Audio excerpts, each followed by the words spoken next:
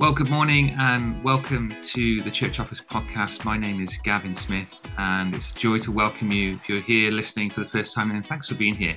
We are a church administration podcast. We love all the stuff that happens behind the scenes, and hopefully our podcast reflects some of the topics and aspects of our work that we do in admin and operations. So today's special guest is Andy Bagwell from UCAN. And he's a church consultant, has got loads and loads of experience. And we are going to be chatting about healthy church cultures, looking after staff. Andy's passionate about this area, aren't you, mate? I am, yeah. It's what I live for at the moment. And Andy does training all over the country and, works with teams, wants to get the best out of teams. So a great topic to kind of, kick off the podcast with and to chat further about. Andy, give us a bit of background. And you've started a new HR support service with UCAN. We want to go into some of the details of that and give churches information about how they can get involved and use the service. But your passion for people to work at churches, to have a good experience. How are churches generally doing in this whole area? What have you come across in your your experience? I mean, probably brace for the answer. It's not pleasant hearing, although it may not be too surprising. Churches don't do so well at the sort of staff management, staff care, being a good and effective employer sort of task, really. I mean, I've noticed that over sort of 20 years of working for churches now, but increasingly so. I think the sort of the blip on the horizon that was COVID, which brought such disruptions to the way that we actually work as church staff teams, actually made a whole bunch of fault lines come to the forefront. And what we noticed supporting a number of churches through the last few years was a sense of while it was business as normal and they could get around each other at not quite at the water cooler. Not many churches have water cooler, but around the morning coffee break or while they could see each other. Things were sort of bubbling along okay, but actually when they hit a time of significant pressure or stress, had to move to remote working, had to throw in all sorts of extra hours to get things worked, and actually there's sort of fault lines in terms of what's my place on the staff team? What's my value? Why don't I know about things now? All of those sorts of operational stuff came to the forefront. And actually what we see on a national scene is a lot of people have moved on from their staff roles over the last few years. It is so, yeah, so true. And I'm grateful for all the church administrators out there who are playing a part to try and help and change this culture. And I remember, when I first came into post 20 years ago, there were no contracts, there were no, handbooks, there were no clear guidelines of, how we're going to support you in your work. And I think it's probably because a lot of our work has come from a voluntary basis, isn't it? It hasn't had employment. So we've had pastors who have been employing people into roles who really don't have the expertise and the knowledge to do it. And I guess that's kind of what I've come across. And we're seeing a lot more operation and administrative roles in place now. And that's a healthy thing, isn't it? To add to getting this and getting churches, employing people and looking after people better. Yeah, absolutely. I'm never one for putting extra administration around stuff for the sake of it. My career was in church administration. I am a big administration fan. Believe me, it's essential for the health of the church. But we don't do it just for the sake of it. We don't introduce management roles for the sake of it. We do it because there are people who need to be looked after and cared for.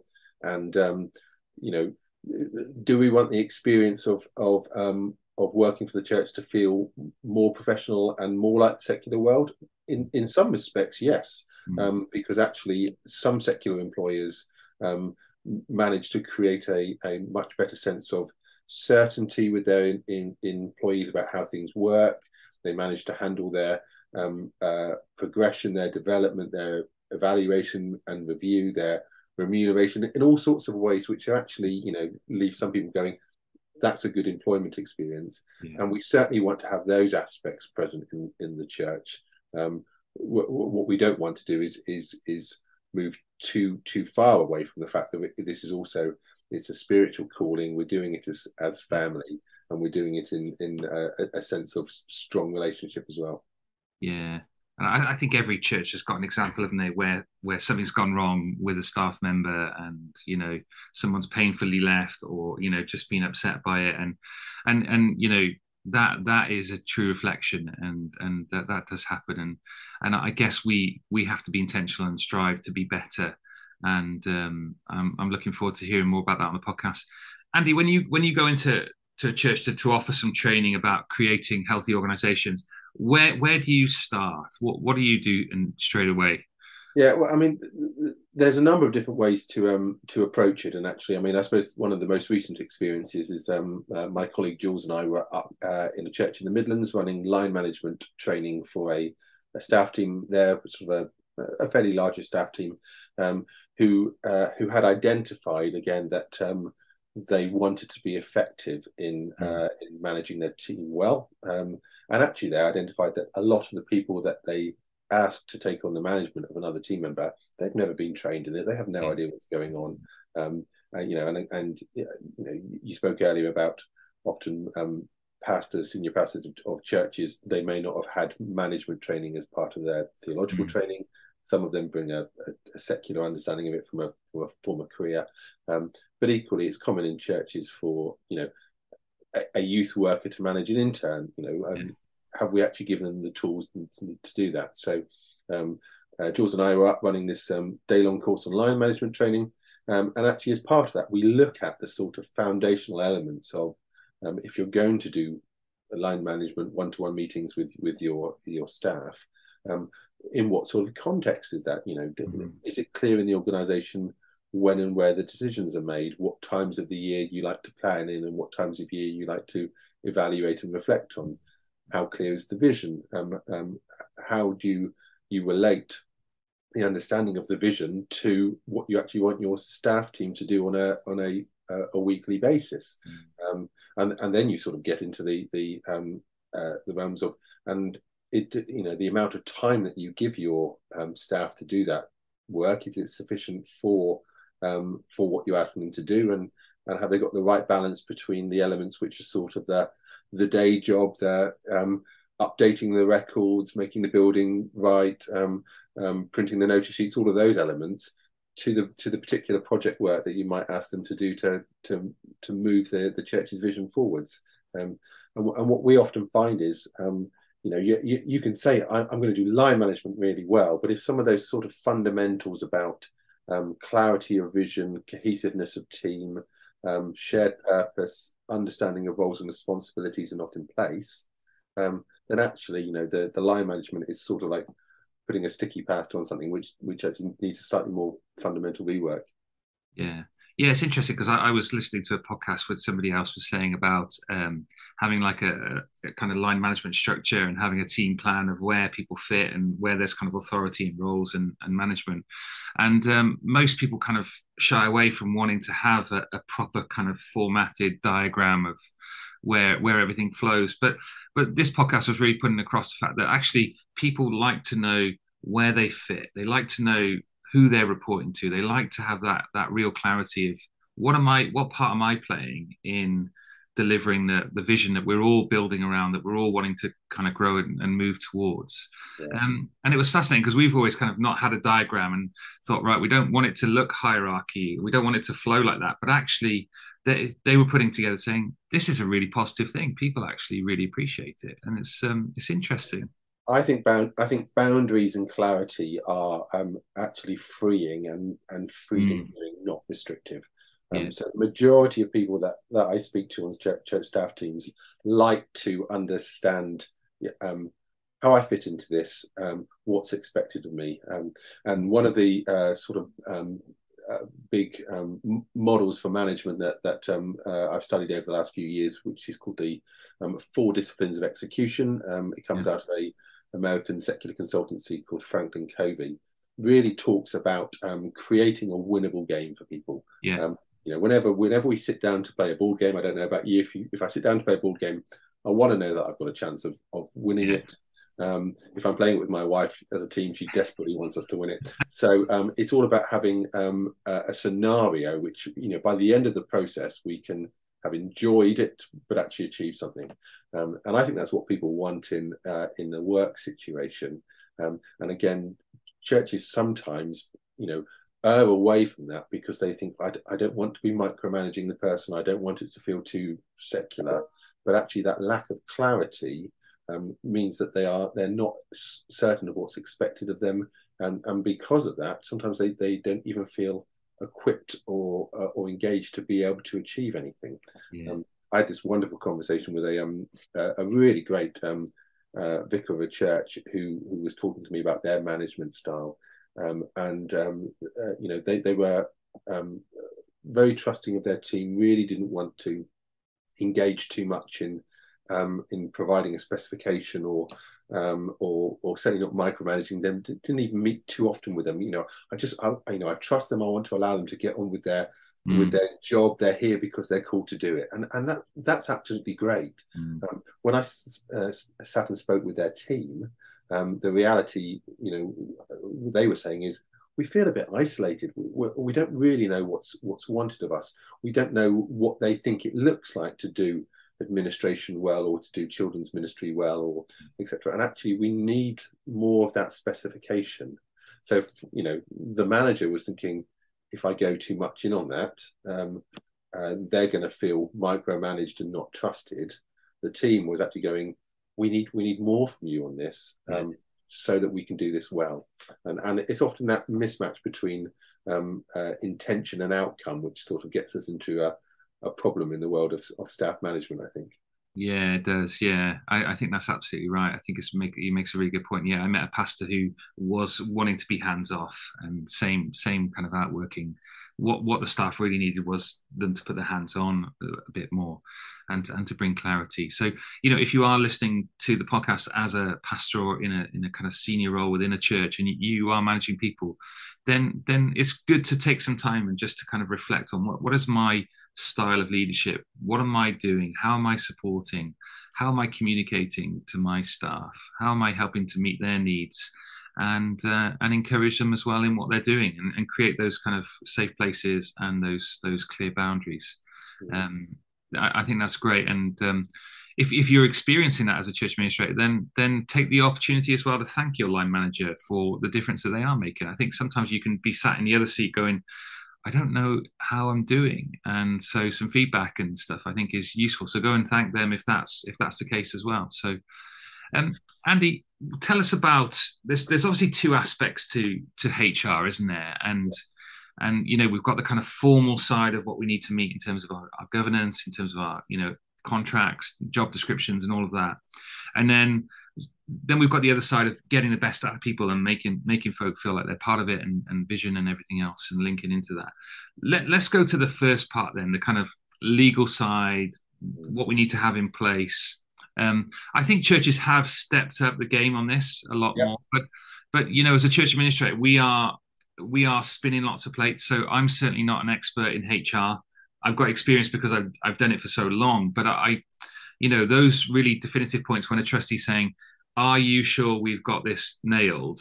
Is there a percentage of doubt? There is, because I know how things move on. I know how things change, and I'm not an expert. So it is, the whole area of HR for churches is a bit of a challenge. Give us a little bit of help then on that side of things. Yeah. I think it's the complexity, or the perceived complexity around HR, which often causes administrators or ops managers to feel a bit wary and a bit out of their depth with it. And in reality, there is the sort of list of absolute essentials must-have boxing exercise is quite small, and in the same way that if you have a conversation with someone about church health and safety or risk management, you really want to walk away with a complete list of, have these 9 things in place and you are fine. Yeah. That's fine, unless you need to manage an aspect of risk beside that. So the HR is a bit like that. You've already mentioned sort of employment contracts. The UK legislation enforces the fact that when someone starts in an employed role, Mm-hmm. they need to have a written statement of terms of employment. That's an absolute essential. Churches are a lot better than that than they used to be. Most churches operate in that way. Not all of them do. We still come across some that don't. But in reality, you need that written statement of terms. And there's all sorts of pro formas and templates available for that. We have them in our service. That's very easy sort of to put together. Equally, a really clear job description is massively helpful. I always recommend that churches make their job descriptions non-contractual. By non-contractual, I purely mean that they're outside of the employment contract, the statements of terms, and therefore they're a live document. They can be amended. Because again, the number of churches we go into where you look at a job description which is 12, 13, 14 years old. Does this bear any relation to what you do now? Oh no, not at all. Employment contract, statement of terms, job descriptions, sort of really essential place to start with. And obviously in an employed role, you then need to think about the mechanism for how you're going to remunerate the person, pay the person, and give them a written record of their pay and their tax deducted by PAYE and any pension contributions that are in place. Those are sort of the core essentials to start with. Besides that, you need to put in place anything which actually makes it clearer for the person as to how things work, and gives you a clear mechanism or procedure to follow when things don't work well. Now that can be a combination of making sure that they have a really good induction on the first day, when first 2-3 days of work, to help them realize how computer systems and keys and hours and booking annual leave and all of that sort of stuff works. Then it's making sure that there are appropriate policies in place. Some of the statutory policies about maternity leave or annual leave, parental leave, etc., need to be in place so that you're not making it up on from scratch every time that one of these situations comes around. And then in addition to that, things like disciplinary policies or complaints policies or grievance policies, all those sorts of elements where from time to time, and it does happen in churches, and we'd be naive to think it doesn't, something goes wrong and you need the best way to go through. Much better to have the policies in place in advance rather than again have to create those from scratch. As always with those sorts of areas, any of the sort of compliance side of employment, the ACAS website is a really helpful website. And although ACAS isn't a statutory body, lots of UK legislation says whatever you put in place needs to comply with the ACAS Code of Conduct. So that's a sort of a really crucial resource to get to. Yeah, and this is a good time now to introduce, isn't it? The HR service that you're providing, because you can provide the templates and the confidence and what churches need at a very reasonable price. Give us a little bit of that. Yeah, tell us a little bit about that service, because. So the service we launched a year or so ago is called churchworkers.net. It quite nicely mimics our UCAN website of churchadministrators.net. This is churchworkers.net.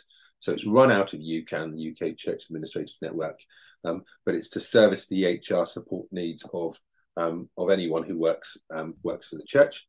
It came out of quite a number of years of conversations, and we were talking with some of our friends at the National Charity Stewardship, who do lots of work on governance and finance with churches, with some of our employment solicitors friends, Anthony Collins solicitors and Keeley solicitors in particular. And we were having a conversation to say, we think there's something missing at the moment for churches. And through my consultancy work, I've worked with dozens of churches, some of whom had no external HR support. we're either sort of head in the sand, nothing's going to happen to us, and see how it works.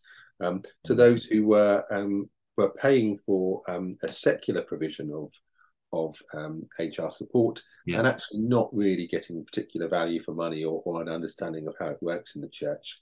To those who really spent no money on it until something went wrong, and then started dropping thousands on solicitors' fees. And I thought, this isn't good stewardship of resource for the church.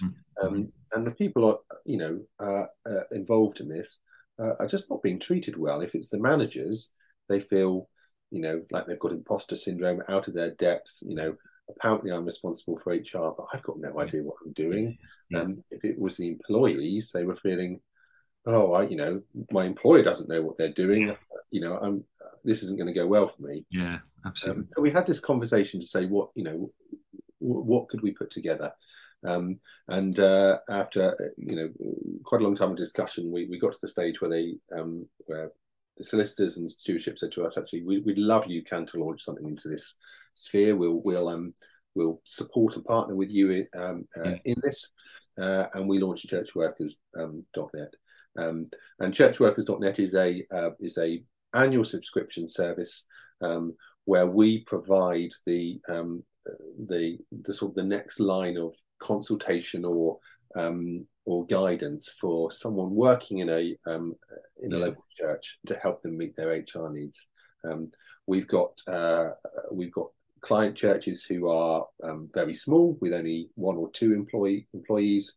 We've got others who've got 25 or 30 on the books, and we are therefore liaising with ops directors, with solo administrators, with vicars and pastors, or with church wardens or other trustees on a combination of issues, whether it's the sort of proactive looking at what did it look like to do best practice well, so can we train and equip you? Someone going to say, we've had a new person start and I'm really confused as to how to calculate their annual leave and bank holiday, which is always confusing, by the way. Confused by that is always confusing. Spent time doing that before. And then sometimes it's the actually, something's going majorly wrong here, and we'd like you to help us put this right or fix this, either in terms of helping us work to a way that this person can remain on the staff team and start to flourish. Or sometimes, as we know happens, we're working towards an exit, but we'd like to handle that as well as possible. So that's the sort of it's great.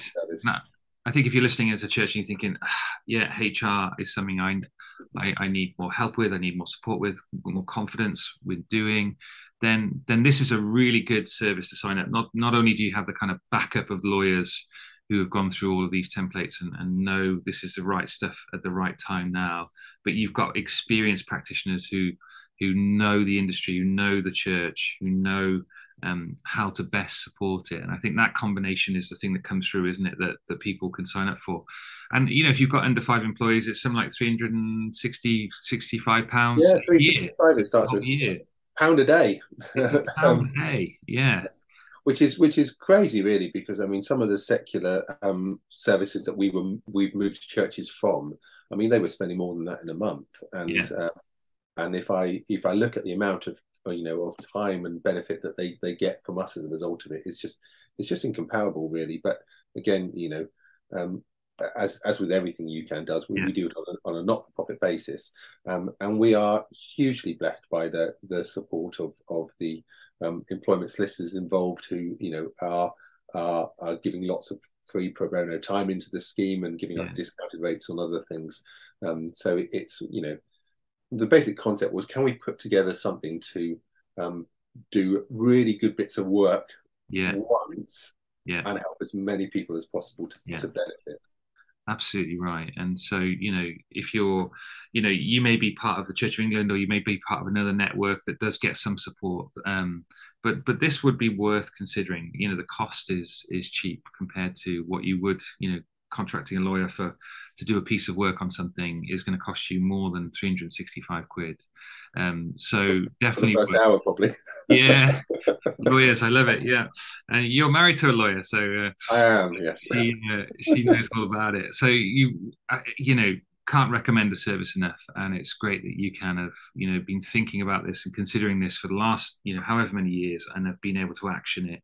The site, I've been on the site. You can log into the site. You can access materials yourself to download, so you're not always waiting on someone to come back to you. You can take some initiative and start reading through policies.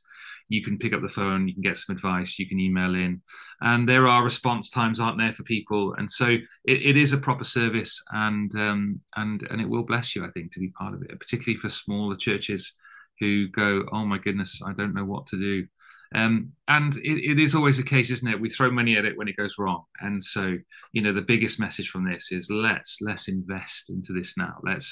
Let's do this whole aspect of policy and life and structure well. People that we employ, it feels very formal to go give people a contract and ask them to read through it and to come back to us and to begin to put together a clear job description and go through the formality of an induction. It does feel a bit like, oh, this is too formal. But when it goes wrong, to having done those steps and having provided the right context with the right information to people, it makes a difference. And it's not easy working at a church, is it? Let's be honest. No, it isn't. And I was in another consultancy project recently with a church where I was talking with one of their trustees, and their trustee has lots of sort of high-end corporate experience, and that's an amazing gift and skill set to bring to the church. But part of what we were talking through was sort of the dynamic of when someone works for a full-time secular role, even if they're doing 40, 50 hours a week, when they then step into the church context, it's a mental shift, and yes, they may be tired, and engaging in all sorts of areas of church life can, has its ups and downs, but it's a mental shift. They're in a different place now, and they're there to volunteer, not to work, and they're there to partly receive in that time. It's good for our discipleship. With a church employee, there's far fewer opportunities to mentally shift. Even when they worship on a Sunday, they are constantly spotting things and constantly responding to queries or comments or otherwise, and we need to hold these people appropriately and value them and thank them, and recognize actually that they are bringing really great skill set, which they could be using in another area of life and being paid a lot more for using it, with often with fewer hours, but actually they've chosen to bring it sacrificially into the church, and it's that sort of real balance of recognizing that working for a church is both a huge privilege. It's wonderful to be in a mission focused, effective context where you're with people you love, working for a church that you love, seeing God do things. That's a great privilege. But equally, that there's a sacrificial element to it as well. And what we don't want to do is add on to the sacrificial element by saying, and by the way, we're not going to do the employment thing very well, because if we can do that really well, then actually we're doing all that we can to love and support these people as they serve us in church. Yeah, absolutely right. That's great. So we've covered that kind of one side of policy, legal, and contracts, and all of that. Getting the best out of people, then, and what advice and tips have you got for us, for those who might be managing somebody or managing volunteers in particular roles? How do you make me a better person to lead and to manage folk? It was interesting. When we launched churchworkers.net, the first publication that we wrote, quite a lengthy publication, was our best practice guide to being a church employer, rather than the employee handbook. The employee handbook, which does exist in the scheme, covers the nuts and bolts, but we actually wanted people to start with what does it look like to be a good employer. So part of that is making sure that people are trained and equipped to do the things that they need to do in terms of line management. And when we do our line management training, we will go through what it looks like to have a line management session, what the balance should be between task and pastoral and sort of well-being. Making sure you've got times to pray for the individuals concerned. Looking at tone of communication, making sure that emails are warm and not too transactional, all of that sort of side of it. We equally talk to trustees, church trustees, and say, where's the conversation going on about your vision for being an employer? Lots of churches will have their church vision, but actually churches as an employer need to have a vision for that. So it's great to get people talking about the conversations. What do you want to be the experience of working for this church? We like to ask church staff members, if you were down the pub on a Thursday night with some non-Christian friends and they said, what's it like working for your church? How would you describe that? And actually, aspirationally, how do you want want that to be? So foundationally developing a vision, and actually we want it to look like this, we want it to feel like this, and then stepping back from that and saying, well, if we want it to look like that, what does it need to what needs to be in place to make it feel like that is really appropriate. And then I think some sort of basic elements throughout the year, really, and all of this will need to be tailored with the budgets and resources available to churches. My home church really prioritised taking our staff team away for a 3-day retreat once a year. We do that in January. It's a really good opportunity of the year to say, actually, we've given out a lot in the autumn term. We're going into a phase coming up about planning ahead. So we take them away, and that's a combination of prayer, of genuine retreat and silence, but social time together, fun, board games, walks, sports, etc., as part of our plan for developing our team and helping them remain relationally cohesive. Equally, right. Termly training days, really important. Finding staff socials throughout the year, also massively helpful. Making sure that you follow through with things like termly reviews or annual reviews. Again, sometimes when churches get busy or pressurized, they'll say, oh, they don't want to do that. But actually what's communicated in that is, we don't really care about your development or evaluation. So again, we think we'll give them a break. What the person often hears is, oh, well, I'm not that valued here. So seeing through on all of those sorts of things can really help. And always, I think there's also a sense of making sure that we are aware of the well-being of our team, the pressures they feel. If we're not paying enough, are there financial pressures going on? Do we really want our people to be financially pressurized? If they find it hard to book off their annual leave because it's just too complicated, are they getting overly tired and worn out? Do we really want that to be the case? If every time that they have to do anything remotely HRE, it sort of fills them with dread because they think this is going to take far too long, or I'm going to add pressure to someone else who I know is already pressurized, then actually we've slightly robbed them of the reality of what it should be like to be in a good employment situation. Mate, that's great. Some top tips there of what it is, and we if you're in a situation where you're as a church administrator not being managed particularly well, then set the example and the staff and volunteers that you manage. I think that's the case. You don't need it to change here to do something. You can start with your team and create a culture in your team, and which is a great example. I often have pastors say to me, how did you lead that? How did you gather people together? How did you envision them? And they all seem to be on the same page. They all seem to have joy and just love what they're doing.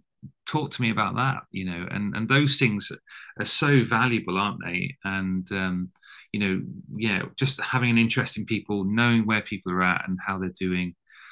We will regularly pray together as a staff team once a week. What can we pray for you? And it's a great time that builds us stronger together, not just in the work, but outside of the work. And there's some real joys, isn't there, of working in the church in that kind of environment. Those are the real blessings that we have, just to come together and do those things where you may not be able to do that in secular employment, you know. So yeah, lots of things to reflect on there, mate. Very helpful. Before we finish, I know you've got you kind of doing some area training days, and I think, you know, there are resources available for pastors to get along to conferences and training. And so if you're a treasurer or you're a trustee or PCC listening to this, portion some time in for, you know, UCAN membership, portion some time in for training and sort of professional development. Still needs to happen in our churches with our staff. We want to make them as good as we can. So fill us in on the area training days, mate, and what you're trying to do. We're going on our road show. We did our first one in Belfast earlier in the year, and then we've had a little break, and we're now rolling out. I think we've got another 12 or 14 venues going to be happening throughout this year. The first one, or the next one, starts a couple of weeks' time, and then they will sort of go through sort of regularly through till September. Got some in the southeast in Surrey and Hertfordshire. We'll be in Bristol, we'll be in South Wales, we'll be in Birmingham, we'll be in Edinburgh, Nottingham as well. Yeah, Nottingham's there. Leeds or York. I mean, there's all sorts of going around, and part of that day is called Amplify Your Impact. It looks about effectiveness in our working roles through three lenses. The first being personal effectiveness. How can we do all we can and run our working lives to help us be effective in our roles? Secondly, how can we influence the team that we're part of to make us effective as a team? And the third session is when we look at specific tasks or functions that might be particularly key to what we're trying to do as a church, whether it's volunteer engagement or welcoming and integrating newcomers. How can we approach each of those tasks in the most effective way? So it's a really great syllabus. I'm so looking forward to being out and about with administrators and ops managers and church leaders around the country coming together to look at those important skills. You know, as the title says, our prayer is that, you know, people will go away from those, you know, being more impactful in the ministry that they return to. Yeah, that's great. And so we'll put the stuff on the socials. You know, you don't need to be a UCAN member to belong to these days. Please, you know, sign up. But they're cost effective. I think we've got a cutting edge conference, haven't we, for UCAN heading in June into London, which is looking forward to a day conference. So again, we'll put these stuff on the socials. Please connect in and take a look at these things. Andy, mate, thanks so much for your time. Thanks for coming on the podcast. I love people who've got passion, and, you know, passion for healthy organizations has come across. I certainly feel challenged to go away and reflect and think, how can I do this better? Where do I need to change? And it's been a great conversation. Not coming away thinking, oh, I've got so much, I'm such a failure, but going away thinking, how can we do this better to serve people and for the glory of God? So really looking forward to that. Mate, thanks for your time.